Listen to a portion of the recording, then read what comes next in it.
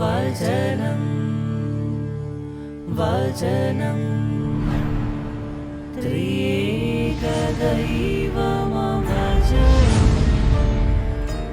വചനം. പിതാവിൻ്റെയും പുത്രൻ്റെയും പരിശുദ്ധാത്മാവിൻ്റെ നാമത്തിൽ ആമേൻ.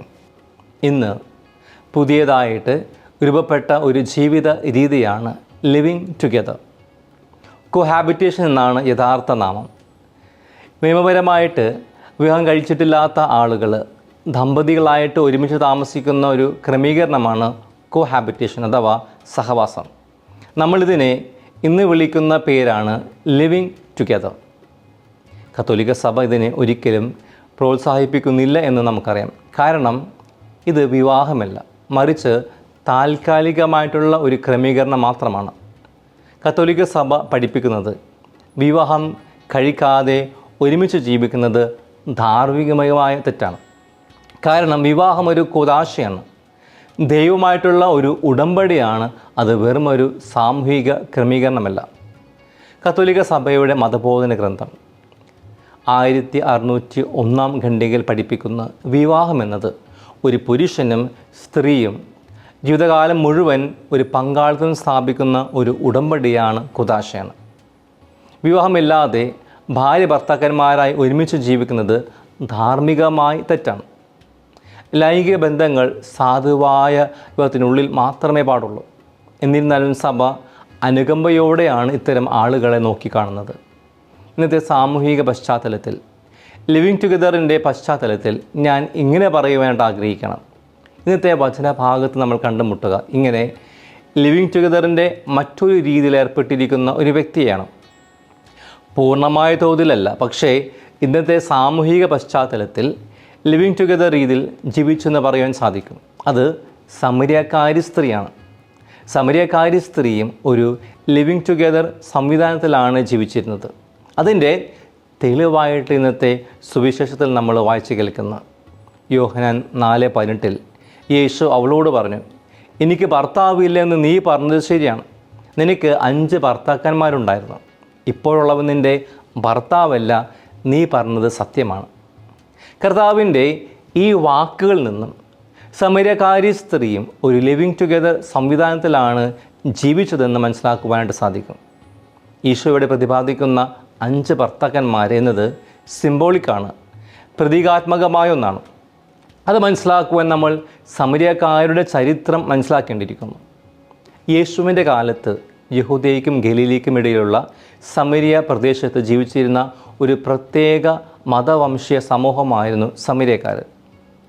BC 722 അസിറിയക്കാർ വടക്കൻ ഇസ്രായേൽ രാജ്യം കീഴടക്കി നിരവധി ഇസ്രായേലുകാരെ നാടുകടത്തി വിദേശ ജനതയെ ദേശത്തേക്ക് കൊണ്ടുവന്ന് അവിടെ താമസിപ്പിച്ചു. ഇവർ ശേഷിക്കുന്ന ഇസ്രായേൽക്കാരുമായിട്ട് വിവാഹബന്ധം സ്ഥാപിച്ചു. ഈ മിശ്രിത വംശപരമ്പരക്കാരാണ് സമരിയക്കാർ. ഇത് കാരണം യഹൂദയിലെ ജൂതന്മാർ പിന്നീട് സമരിയക്കാരെ മതപരമായിട്ടും വംശീയമായിട്ടും അശുദ്ധരായിട്ട് കണക്കാക്കിയിരുന്നു. അവർ യഹൂദരുമായിട്ട് ചില മതപരമായിട്ടുള്ള വേരുകൾ പങ്കിട്ടിരുന്നുവെങ്കിലും 2 വിഭാഗങ്ങൾക്കിടയിൽ ആഴത്തിലുള്ള ശത്രുതയും ഭിന്നതയും ഉണ്ടായിരുന്നു. അതിനാൽ തന്നെയാണ് ഈശോയോട് ഇങ്ങനെ ചോദിച്ചത്. യോഹന്നാൻ 4:9 നമ്മൾ വായിക്കുന്നു, ആ സമരിയക്കാരി അവനോട് ചോദിച്ചു, നീ ഒരു യഹൂദനായിരിക്കെ സമരിയക്കാരിയായി എന്നോട് കുടിക്കുവാൻ ചോദിക്കുന്നത് എന്ത്?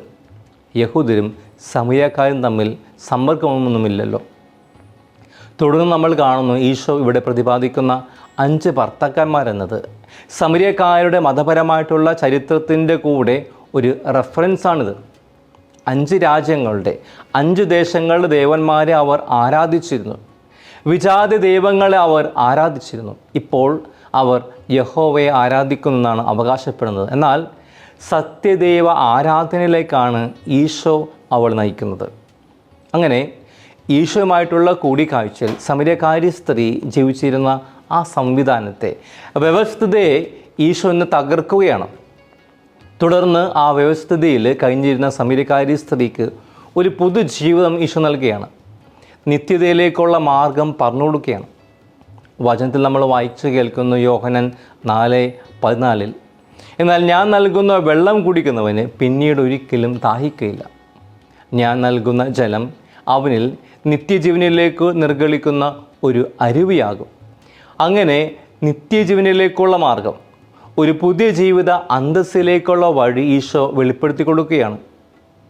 ഈശോയുമായുള്ള കൂടിക്കാഴ്ചയാണ് സമരിയക്കാരി സ്ത്രീയുടെ ജീവിതത്തിൽ ഈ ഒരു മാറ്റം കൊണ്ടുവന്നത്. ഈശോയുമായുള്ള കൂടിക്കാഴ്ചയിൽ ദൈവം കൊണ്ടുവരുന്ന പുതിയ കാര്യങ്ങളും അവിടുന്ന് അവതരിപ്പിക്കുന്ന മാറ്റങ്ങളും ഇവിടെ കാണുവാൻ സാധിക്കും. അവിടുന്ന് ചില സാമൂഹിക വ്യവസ്ഥകളെ തകർക്കുന്നു, തച്ചുടയ്ക്കുന്നു, ആരാധനയെ പുനർനിർവചിക്കുന്നു, നിത്യതയിലേക്കുള്ള ജീവജലം വാഗ്ദാനം ചെയ്യുന്നു. അങ്ങനെ യേശു സാമൂഹിക അതിരുകൾ കടന്നുകൊണ്ട് ലിംഗഭേദം, വംശീയത, മതം, ധാർമ്മികത ഇവ നോക്കാതെ നിത്യജീവൻ, സത്യം, രോഗശാന്തി എന്നിവ പ്രദാനം ചെയ്യുകയാണ് ചെയ്യുന്നത്. അങ്ങനെ 6ാമത്തെ വിവാഹജീവിതം നയിക്കുന്ന സ്ത്രീ തൻ്റെ ഏറ്റവും ആഴമേറിയ ദാഹം ശമിപ്പിക്കുന്നവനെ കണ്ടുമുട്ടുകയാണ്. ഇന്നത്തെ സുവിശേഷത്തിൽ ഒരു മനുഷ്യ പരിഹാരത്തിനും കഴിയാത്തതായിട്ടുള്ള ജീവജലം നൽകിക്കൊണ്ട് യേശു അവളെ തൃപ്തിപ്പെടുത്തുകയാണ്. ഈശോയുമായുള്ള കൂടിക്കാഴ്ചയാണ് സമരിയക്കാരി സ്ത്രീയുടെ ജീവിതത്തിൽ ഈ ഒരു മാറ്റം കൊണ്ടുവന്നത്. അതുവരെ പാപവുമായ ഒരു സഹവാസത്തിൽ, ഒരു ലിവിങ് ടുഗദർ സംവിധാനത്തിലാണ് സമരിയക്കാരി സ്ത്രീ ജീവിച്ചിരുന്നത്. ഈ ജീവിതാവസ്ഥയാണ് മാറ്റം സംഭവിച്ചത്.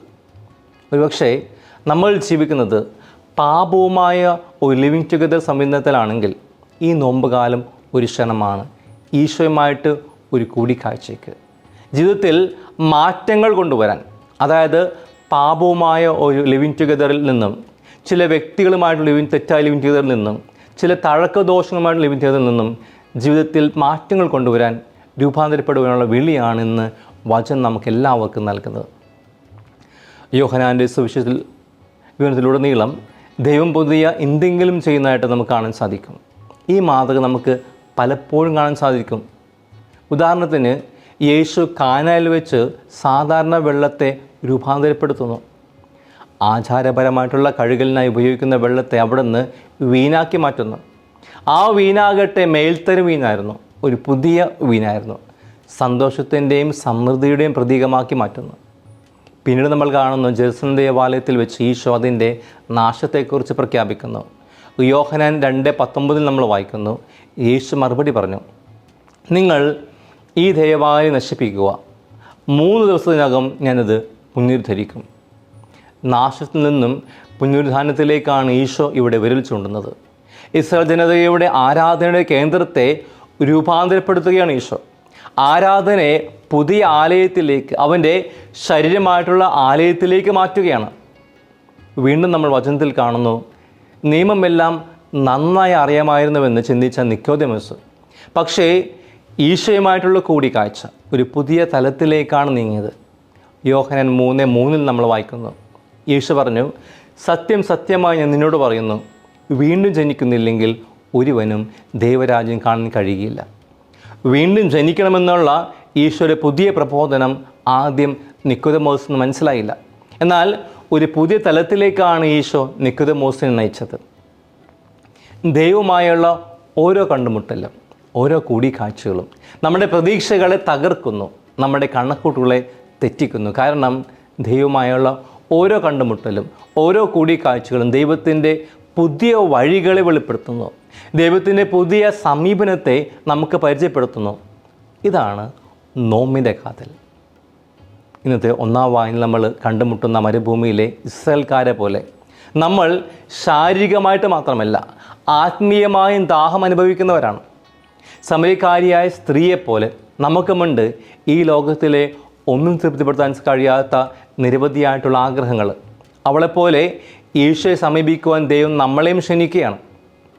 അപൂർണമായ പലതിനെയും ഉപേക്ഷിച്ചുകൊണ്ട് ശാശ്വതമായവയെ സ്വന്തമാക്കുവാൻ, ദൈവവുമായിട്ട് ആഴമേറിയ വ്യക്തിപരവും യാഥാർത്ഥ്യമായിട്ടുള്ള ഒരു കൂടിക്കാഴ്ച നടത്തുവാൻ നോമ്പുകാലം ഈ വ്യക്തിപരമായിട്ടുള്ള സമാഗമത്തിനുള്ള ഒരു കാലമാണ്. ദൈവം ചെയ്യാൻ ആഗ്രഹിക്കുന്ന പുതിയ കാര്യത്തിനായിട്ട് സ്ഥലമൊരുക്കുവാൻ. പ്രിയപ്പെട്ടവരെ, ഈ ആഴ്ച വചനം നമ്മളെ ക്ഷണിക്കുന്നു ഈ സമരിയക്കാരി സ്ത്രീയെപ്പോലെ ഈശോയുമായിട്ട് ഒരു കൂടിക്കാഴ്ച നടത്തുവാൻ. ആ കൂടിക്കാഴ്ച തെറ്റായ പല സഹവാസത്തിൽ നിന്നും മോചനം നേടുവാനായിട്ട് നമ്മെ സഹായിക്കും. ന്യൂജൻ ഭാഷയിൽ പറഞ്ഞാൽ പല വിധത്തിലുള്ള ലിവിങ് ടുഗദറിൽ നിന്നും മോചനം നേടുവാനായിട്ട് നമ്മളെ സഹായിക്കും. അതൊരു പക്ഷേ പാപത്തിൻ്റെതായിരിക്കാം, തഴക്ക ദോഷങ്ങളുടേതായിരിക്കാം, വ്യക്തികളുമായിട്ടുള്ളതായിരിക്കാം. എന്തു തന്നെ ആയാലും ദൈവം നമ്മളെ ക്ഷണിക്കുന്നു ലിവിങ് ടുഗദറിൽ നിന്നും ദൈവത്തിൻ്റെ കൂടെ ആയിരിക്കുവാൻ, ദൈവത്തോടു കൂടെ ആയിരിക്കുവാൻ. അതിനായി ദൈവം നമ്മളെ എല്ലാവരെയും സഹായിക്കട്ടെ. പിതാവും പുത്രനും പരിശുദ്ധാത്മാവും നിങ്ങളെ അനുഗ്രഹിക്കുമാറാകട്ടെ. ഈശോ മിശിഹായ്ക്ക് സ്തുതിയായിരിക്കട്ടെ.